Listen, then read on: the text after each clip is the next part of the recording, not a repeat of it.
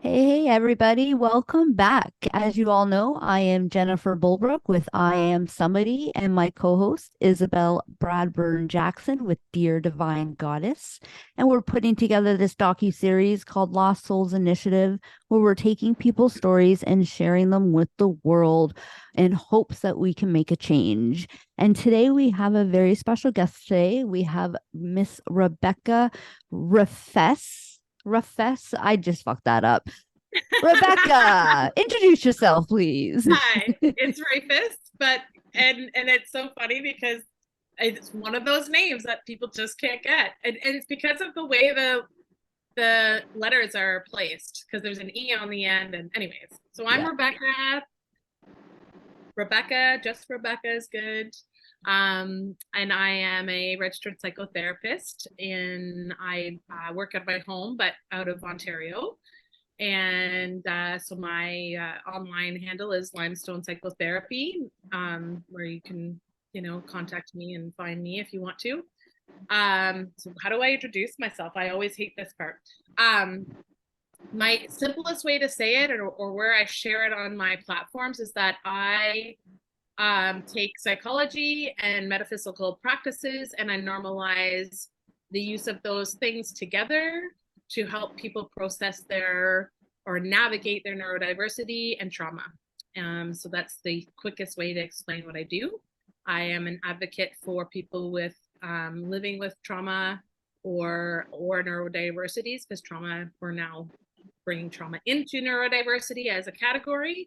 But mainly work with people who have identified having ADHD, autism, and PTSD or CPTSD. So a lot of my clientele are people who present with borderline personality disorder traits, and who identify as having ADHD symptoms and trauma symptoms. So that's what I do. That's awesome. Yeah. That is awesome because we need a lot of people in those, areas, working in those areas. So anytime I meet anybody, I'm like, that's just awesome. Well, and you know what brought me to this was my personal experiences. So I know you guys talk a lot on your podcasts about people's stories, and mine is just the same as a lot of theirs. And it went down a path, and then it went down another path, and I was actively part of bringing it to where it is now. But I experienced a lot of childhood adversities. I experienced alcoholism in my family bloodline.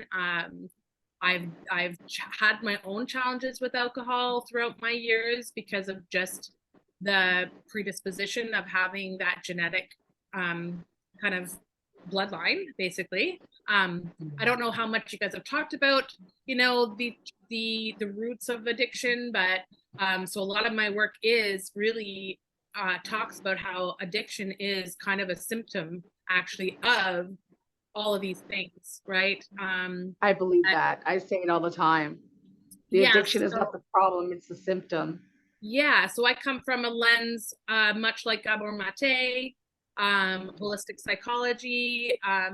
Both of those are kind of well-known kind of handles or trailblazers in the mental health community that talk a lot about how a lot of the things that are happening in our lives, such as disorders, are actually symptoms of something that isn't right or isn't aligned with who we are and their coping mechanisms. So I do work from that lens. So when someone presents to me with an addiction, I don't actually focus on addiction work necessarily. I focus on the root. What what is going on under the surface? That's kind of bringing that trait to the surface, bringing that coping mechanism to the surface. And usually it's all rooted in shame, guilt, um, just not having a deep rooted sense of not being understood or heard or seen from the moment you were born, pretty much. So, which is what a neurodiversity does to most individuals who live with it. So that's kind of, so my whole life was that I was born with a neurodiversity. I'll be honest with you, I have some theories, and I know there are some therapeutic research, going on about this, that I do believe that some of my neurodiversity is because one of my parents was an alcoholic or active user of alcohol when I was conceived, and that interrupted the genetics. It did something to the seed, because it's hereditary, and Gabor Mate talks a lot about generational trauma, and how even our genetic makeup, our DNA makeup, is passed through our children. So even if I, had a relative, like say one of my parents beat the addiction, and I grew up, in a relatively normal household with no adversities, I could still be susceptible to an addiction if I have the wrong protective factors, or a bunch of the risk factors in play, or I have my own adverse experiences growing up. Then that puts me, I'm predisposed, is the word that we use in the therapeutic world. So I kind of explain it to people like we all have a dormant switch inside of us that is part of our entire bloodline back to, our furthest ancestor we can, calculate. Exactly. And it's all about our environment. It's about the people we are around. It's about the experiences that we have that switch on. And that's when we see the presenting, challenges in life, like anxiety, depression, and just ill coping strategies, right? Or unhealthy coping strategies. So that was my life, right? I spent my life living with the neurodiversity myself, and always feeling like I was the problem, that there was something wrong with me, because that was the messaging that I was always getting at school, at home, amongst my peers, because anyone who has neurodiversity knows that interrelational relationships are just challenging. Yeah, interpersonal relationships, they're very challenging. Yeah. So, when you factor in all that stuff, and then there were some traumatic events that did happen on top of that. So then that led to, my passion around figuring out how to kind of be a part of the trailblazing and helping our society switch from what we call the medical model to the social model. So just to kind of give a quick explanation of what I mean by that, is that right now we function in a medical model, which means that you're presenting with a problem, so you're the problem. So we're going to give you medicine, we're going to put you into these programs, we might even just ostracize you altogether, and just leave you to fall through the cracks, instead of actually realizing that we're now needing to operate from a social model, which is that society is the problem, not the individual. And so this is the forefront of the research right now. In the last, I'd say maybe like 5 years, 10 years, we're seeing a lot of these trailblazers like Gabor Mate, a lot of the people who are doing the researches around the ACEs studies, the adverse childhood experience studies, are now starting to realize, that some of these things, some of these symptomologies are actually because of the environment that I grew up in, because of the trauma that I was exposed to, because of a broken school system, because of a broken government system, because of a broken justice system, whatever you want to call it. So I don't want to make it sound like I'm on my soapbox blaming the world for my problems, but the reality is that my journey, as before being a therapist, and excuse me, now as a therapist, has demonstrated evidence to me that the social model is the right one, and that's why we're failing so many people who are struggling severely, because we can't quite wrap our heads around how to incorporate them into our society and have them be included, and to not be so stuck on these regimented ways of having to do things like structured school classrooms and structured work environments. Like sometimes we've got to we've got to be a little flexible. And Yeah. so that's kind of the forefront of the work I'm doing now. I do a lot of speaking engagements in workplaces to help leaders understand how to support people that have neurodiversity. Because what we've seen just even during the pandemic is that we had like a 60% hike in diagnoses of ADHD and trauma. And so here's what's happening now is we're all back to norm, and people are back into these same workplaces that weren't functioning for them. And now we're seeing an increase in suicide. We're seeing an increase in depression. We're seeing an increase in anxiety. Drinking went off the scale for almost, a huge population during the pandemic, right? It was a coping strategy. So, while it's awful to have to go through some of these kind of big uncomfortable moments in our society, but it gives us evidence that shows us where we're broken and where we need to kind of move and fix things. And so you guys have been, largely focused on helping with the brokenness of treating addiction, which is beautiful because we know that is a big problem. I mean, we have, Gabor Mate is like, he's been writing books for 30 years on this, and he's now getting that recognition, right? So if you guys haven't, ever looked up Gabor, or you don't know anything about his book, work, I love him. I highly recommend. I've read all of his books. I have them all on audiobooks. Like his book on addiction really helped me to understand my brother's addiction. And it helped me to change my perspective of it, because for the longest time I was like, I resented him for the pain he was putting all of us through. Do you know what I mean? Like how his addiction was affecting all of us. Yes. But I never once took the time to think about the pain that he was in, that he was using to numb from. So it really changed my whole perspective, and it got me and my brother to a place where we were really close again before he passed, which is beautiful for me, because then I have all of those, as much as they still hurt to think about them right now, they're beautiful, and I have them for the rest of my life because we were talking every single day.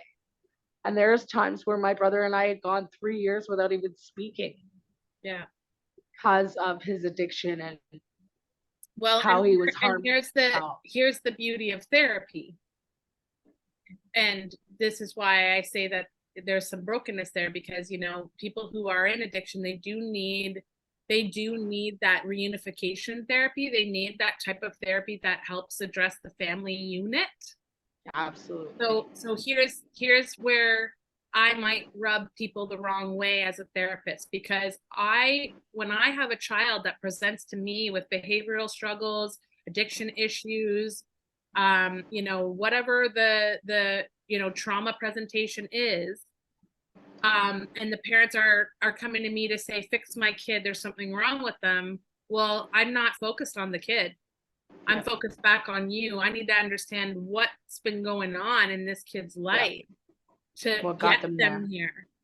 And you know what? The parents may or may not be part of that, but I have to investigate that. And a lot of people don't like that because they don't want to take accountability for the fact that it's a family unit, right? And so then there is grief, there is sadness, there is anger, and these are all frustration and resentment, all of it.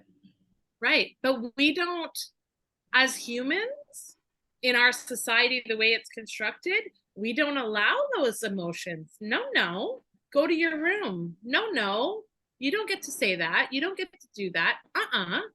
So what are you doing? Well, you're basically forcing that child to then go to their room and sit in isolation and find something to stimulate them or to soothe them. Well, guess what they're going to do the second they get their hands on something that is like huge, like dopamine receptor, right? Like it's Yeah. a, you give them something that just automatically makes them Huge hit to feel dopamine. euphoric. Yeah. Well, they're up shit's creek, pardon my French, No, it's true. and it wasn't their fault to begin with, because nobody taught them coping mechanisms. They were just shamed for having a feeling and sent off to their room to sit alone. Yeah, and So, I don't understand where that came from, that whole like just stuff it down, like just suck it up. well, I mean, I'm a Gen Xer, right? So this is how it was, right? I can remember, like never really talking about any of these things. One of my earliest traumas when I was, 10 years old, I can remember, like, this was a very, like, when I look at it now as a therapist, this was like a huge trauma for the whole family. We lost somebody very significant in our lives, very tragically. Yeah. And it rocked all the adults. So we as the children were watching these adults like falling apart.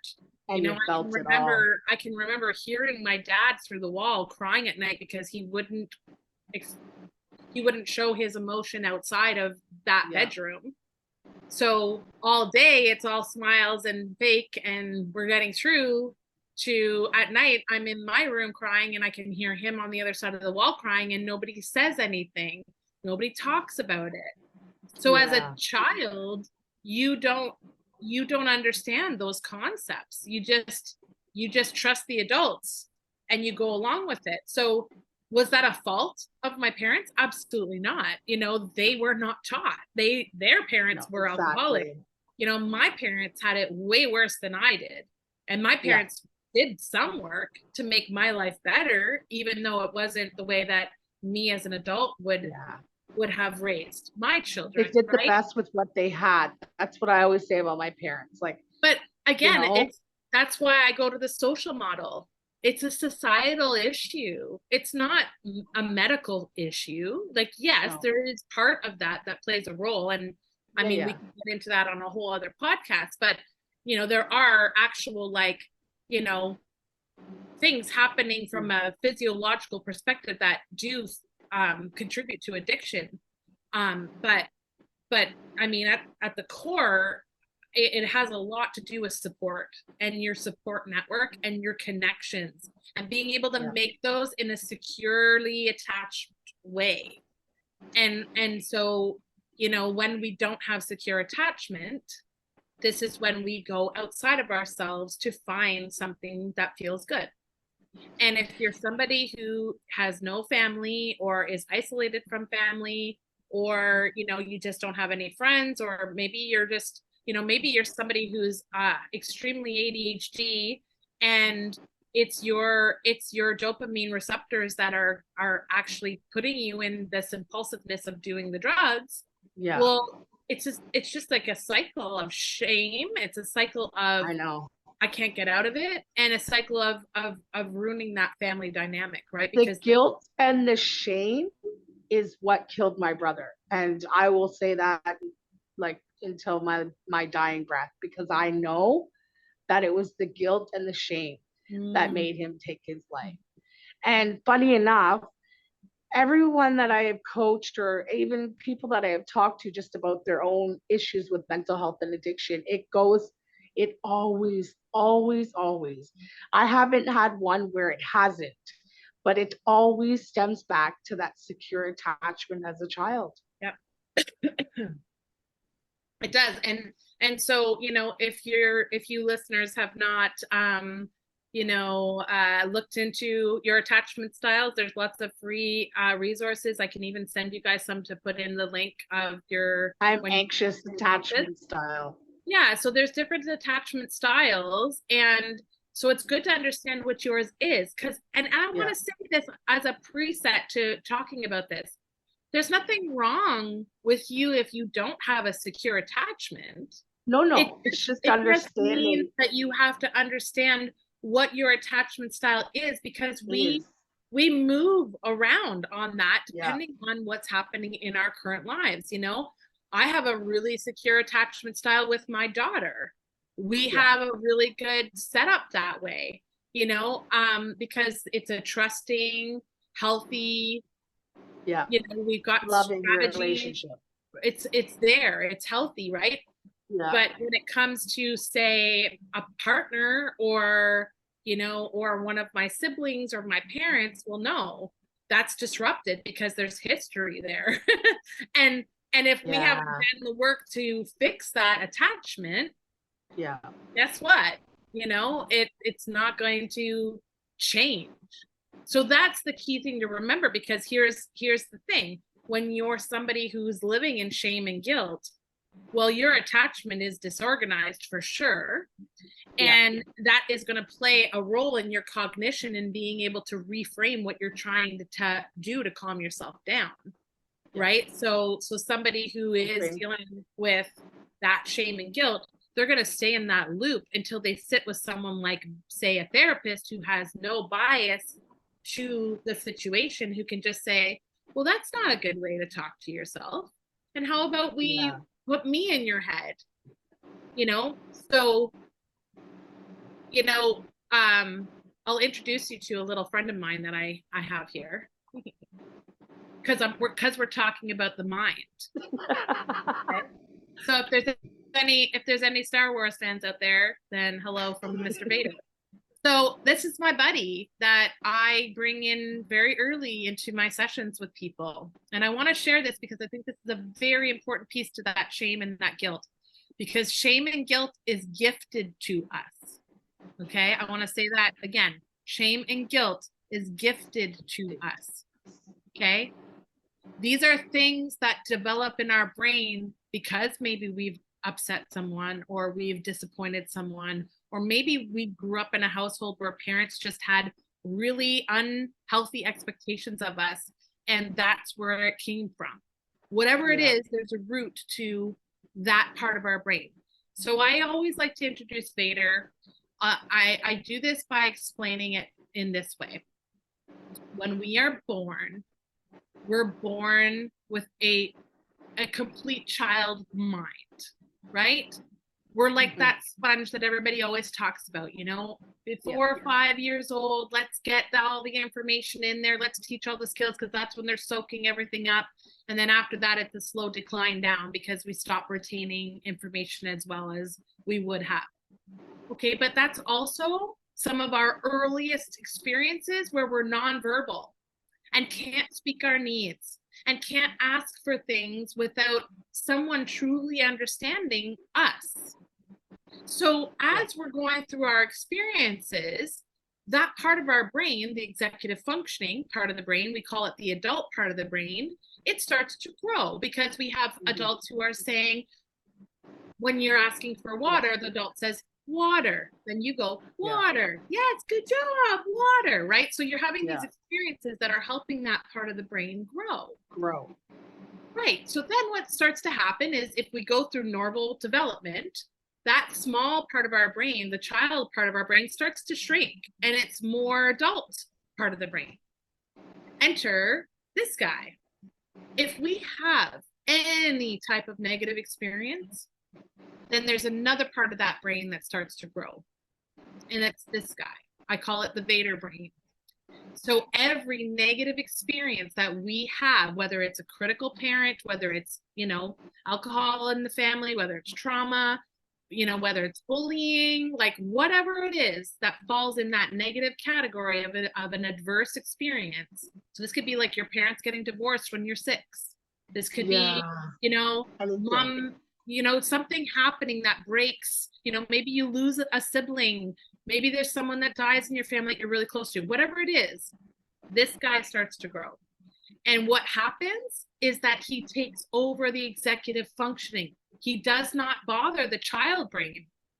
So then what you end up having, depending on how many of those experiences that you have, is you have all Vader and all child brain and no executive functioning brain. So what does that lead to? Impulsivity, tantrums. It leads to you navigating the world with all those negative voices, all those negative experiences in your head, paired with the child who doesn't have the skills. And that leads to dysfunction in relationships. It leads to awful feelings about yourself. Your self-esteem cannot develop. And then you also don't know how to, you find other ways of coping, like becoming a people pleaser, or all of these things that we do to try to keep ourselves safe from the people who put the Vader in our head, right? So then what happens is that fast forward when you get to me, let's say when you're in your 20s or your 30s, and you realize that life is not working for me, and I am drinking a lot, I'm doing drugs to cope because I'm trying to quiet this guy because he's awful. Well, I was just going to say that's where in my experience, I have noticed that a lot of people who have had some severe trauma, like saying that the trauma happened when they were 12, their mentality stays at that 12-year-old, like, and I've seen because he stunts the growth. He stunts the growth, right? Yeah. So what you do when you come to therapy is we channel the Yoda, right? Yeah. We bring in the Yoda. We repair the Vader. We fight him. We saber him, right? So what we have to do is we have to then start realizing that all those experiences, so like if you had a critical parent that constantly shamed you for just being you, then you're going to live with shame all the time. And every time you go to do something that you just intuitively want to do, you're hearing that voice in your head. So what we have to do is we have to learn skills to tame it. Yeah. Then this guy goes away, right? And then he takes a hike and you start navigating the world now with your Yoda, which is kind of your executive functioning rebuilt. Yeah. And you, who you're meant to be. So that's a rough road though. It's not easy because you have to unpack what's in that Vader mind, and you have to hold those people accountable. And guess what? People who harm you will never be held accountable. It just doesn't happen in this world. I've been unpacking every day for the last 6 years, and I still say, holy fuck, when is this going to end? Like, exactly. The more I unpack, the deeper it goes. Well, this is it. And so I will tell you, this is a part of the therapy that people don't like to hear, which is that trauma is a lifelong brain injury. It's not something that just goes away. Even when you're in active recovery and sobriety, you are still having to work on this all the time. Yeah, it never goes away. Your pain from those experiences never goes away. The key is for us to just tame it. We want to be friends, right? Like, so this guy's gonna hang with me. He's gonna be my buddy, but he knows his place, right? He knows he doesn't get to rule the roost like he was. He now understands that I'm the boss. Mm-hmm. So if you start coming up at an inappropriate time, no, but I'm going to listen to you later because there's a reason you came up, right? So like figuring out those triggers and how to cope with them. Right. Well, because here's the thing. So your brother lived with shame. Okay. Well, let's unpack that a second. He lived with shame because he didn't have a safe place to express it. He didn't have a safe place to let those authentic, deep feelings out. So he had to just literally have them be like a nag on his back. Well, he did it with me, but I had put in some boundaries for myself. So he felt like I turned my back on him because I remember him, one of the last things he said to me about 2 months before he died was, sis, please don't turn your back on me again.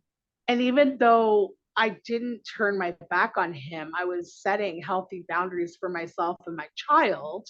Yeah. That's what it felt like to him.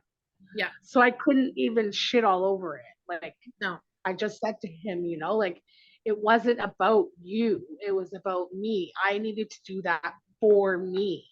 Yeah. Because it was killing me to watch you go through that. But that's the part of the attachment, right? It's part of the illness. Yeah. I don't even like to call it that, but it's part of the struggle. Let's call it that instead. It's sure. part of the struggle, right? Because when you're in active use, you're like I said, it's Vader. Vader is, let's think about that character. Let's describe that character. He is narcissistic. He wants what he wants. He's going to do whatever he can to get what he wants. And he doesn't care who he hurts. But you know what? If any of my listeners know the story and have followed it all the way to the most recent Star Wars movie that they released, which I couldn't tell you the name of it, but in that movie, in that final movie, we learned that Vader actually was a good person at some point. He was one of the Jedis. He was good, but he had some bad things happen to him, and he let the darkness take over. He decided to live in it. And that is the difference between narcissism and empathic people. Right? We both have the same traumas. One of us decides we're going to spew that, project it out and hurt people to feel better. The other one of us burns ourselves out trying to save people from doing that to themselves. True. So in my opinion, I feel like someone who's living with addiction has both of those inside them. Yeah. And they are trying really hard. They're at war within themselves, for sure. They are, because they don't want anybody to feel pain. So when they're actively working on recovery and they're in they're in that maintenance phase of recovery, they are that empath, and they're trying to do all the work to make everybody else feel good, but they're burning themselves out. So then that leads to using, possibly because they're burnt out and they have to cope. Or when they're actively using, they are in that narcissistic energy, possibly, and then they're shaming themselves for all the things they did to steal from their parents, or I hated on my sister, or we fought, or whatever the thing is, right? So they have this like constant battle, and it is such a, what's the wording I want to use, it's such a insidious thing, right? Because you can't just, it's not something you can just like go to therapy for a few days. I call it the internal battle of good and evil, because that's exactly what it is. Like you're essentially fighting yourself. Yeah. Well, and I'll tell you, this person that we lost when I was young, that one of that, those earliest traumas I had, he was in recovery when he died. So he had been to rehab. He had gone through programs. He had fought so hard to get to a place of living in sobriety. He started like, he kind of like dove into religion and God, and that was his way of coming out of it. And like, our whole family was just so proud of him. And then he died tragically, like in a regular, like, so like it was so opposite of anything that we thought would take him out. And so that was the unbelievable part. And I'll tell you, like, because I spoke a little earlier about the metaphysical stuff. I am very much in tune, and he is one of my guides. I know this. I know I was put on this earth to do this work, to change these structures, because he was failed by those structures in some ways. And he knows that. And he has come through whenever I've had, like a spiritual practice, or when someone has been doing, something with me, he's come through with the messaging that I'm here to right the wrongs and to help, get these messages out, to help people realize that, there is hope. There is life in recovery and sobriety, and you just have to find the right recipe for you. And everyone's recipe is different. You need to find the right therapist, you need to find the right programs, you need to find the right support system, you need to find the right funding, because that's another issue all in itself. So the resources alone it's a fucking mess. And then there's the whole other piece of that person has to be wanting to do the work. Absolutely. And that's the hardest part for the family members, right? To be because you can seeing lead them a horse to water, but succeed, you can't make them drink. and then and so who knows what his journey would have been like? Who knows if he would have, stayed sober for the rest of his life? We don't know, right? He didn't get a chance to live that out. But True. The reality is that I learned enough from just watching his journey about what needs to be done differently. Yeah. And as you are with your experiences and now sharing. So I was very excited to be able to talk with you guys about this because, I don't, as a therapist, I actually do not classify myself as an addiction therapist. I actually am a trauma therapist, and that is what I am. But it all comes up, Absolutely, it does. like 90% of my clients have struggles with cannabis, some sort of addiction, or some sort of, stimulant. And so, we work through it. And it takes time. It takes time of being, and it's so funny because this is also where I have a little bit of a war inside myself as a therapist because, we have all these ethics and rules we have to follow and guidelines about our immediacy and our openness with our clients. But like trauma therapists or trauma therapy is kind of like a really enmeshed thing. Yeah. Like sometimes in the beginning, so my standard view is 2 years to work with a client. That's my standard kind of over the last 5 years. That's what I've seen as like kind of the normal kind of timeline. In the beginning, they're like my little Klingon, right? Like they need me so much. Oh my God. And they guilt themselves for being so needy. And it's like, no, it's good. It's good. Like, let's just like, you're not going to need this forever. And then, you fast forward to like 2 years down the road where it's like, it's a monthly check-in, but we get a lot of flack as therapists too, for being too involved. But sometimes you have to be like to truly understand, because here's the other thing that you probably know.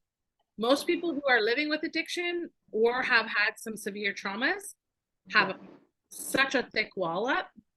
Yeah. And they don't trust a soul. So that is exactly why I went into coaching and instead of actual therapy, because I want to be on the ground. I want to be able to build that really, really raw, connection. And when you're governed by a body, like even as a PSW, I had to keep my distance, right? Like you have to keep your professional distance. And I get it. But the kind of work that I'm trying to do, you have to get on their level. Mm-hmm. They have to learn to trust you. And unless you're being completely open and vulnerable with them, they're not going to let down those walls. No, they're not.